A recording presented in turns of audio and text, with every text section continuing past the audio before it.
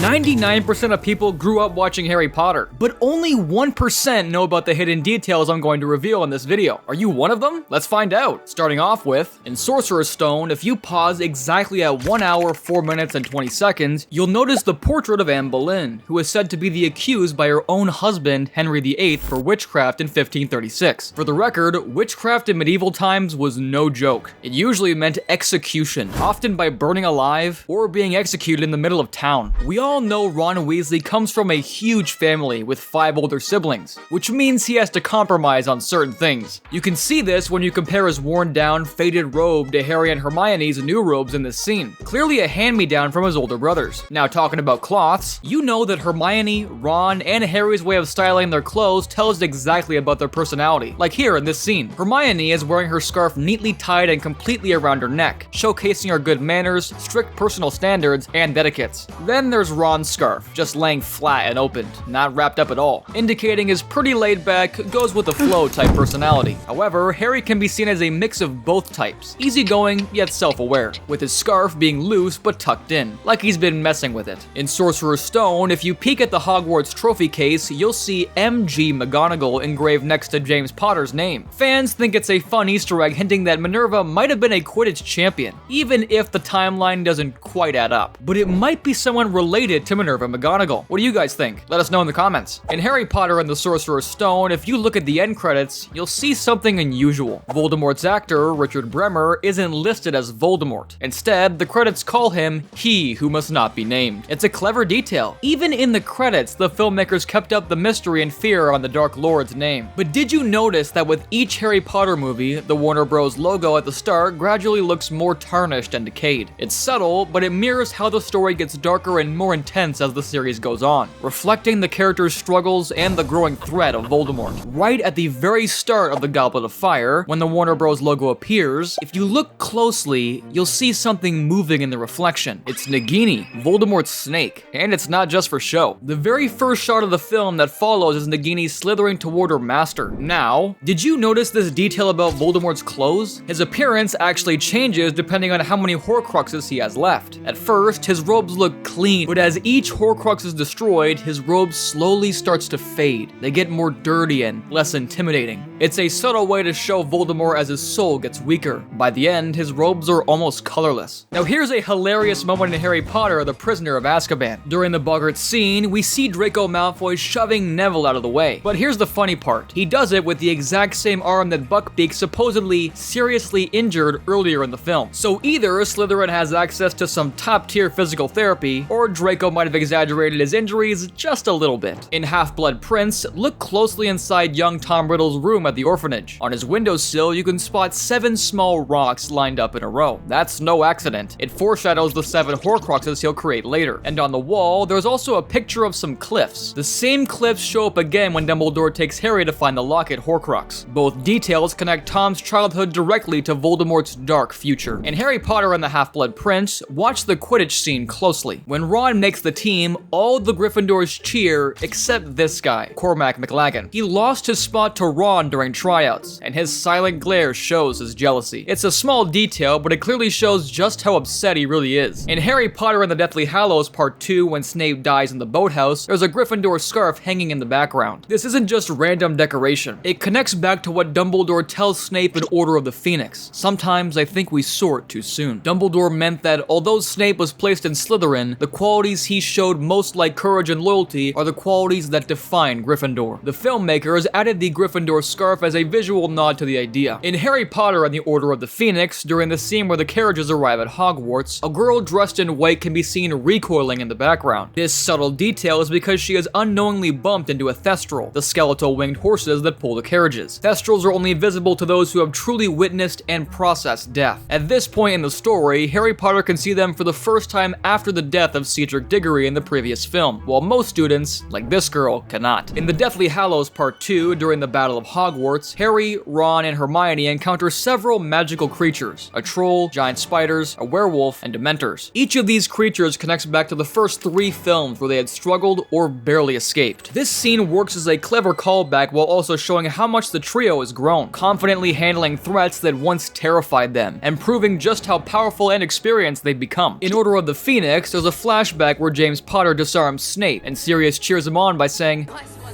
later in the film, during the battle inside the Department of Mysteries, Harry disarms a Death Eater, and Sirius uses the exact same words with Harry. This repetition works as a neat parallel between father and son, with Sirius treating Harry the same way he once did James. In Deathly Hallows Part 1, Harry, Ron, and Hermione are on the run for months, camping in forests and moving constantly while searching for Horcruxes. Since the film can't stop every few scenes to remind the audience exactly how much time has passed, it uses visual storytelling to convey it. One example of this is Hermione's hair. Her hair growing throughout Deathly Hallows Part 1 to show how long she, Ron, and Harry have been traveling in search of Horcruxes. In Order of the Phoenix, some background students can be seen eating wizarding parodies of real-world cereal brands, including one called Cheery Owls. It's a small detail, but it adds a fun touch of everyday wizard culture to the scene. In Deathly Hallows Part 2, when Professor McGonagall duels Snape in the Great Hall, he doesn't actually fight her with the full intent to harm. Instead, as their spells clash, Snape deliberately deflects his magic in a way that knocks out Alecto and Amicus Carroll. He also flicks their wands away and takes them before making his escape. In the epilogue of Deathly Hallows Part 2, when we see Harry as an adult sending his children off to Hogwarts, his famous lightning bolt scar is barely visible and is almost completely faded. In Chamber of Secrets, there's a wig in Professor Lockhart's office, which hints that even his famous shiny hair might be fake. And it also matches his character, just like his achievements are lies. In the films, you can see that everyone in the Dursleys' neighborhood drives the same make and model of car.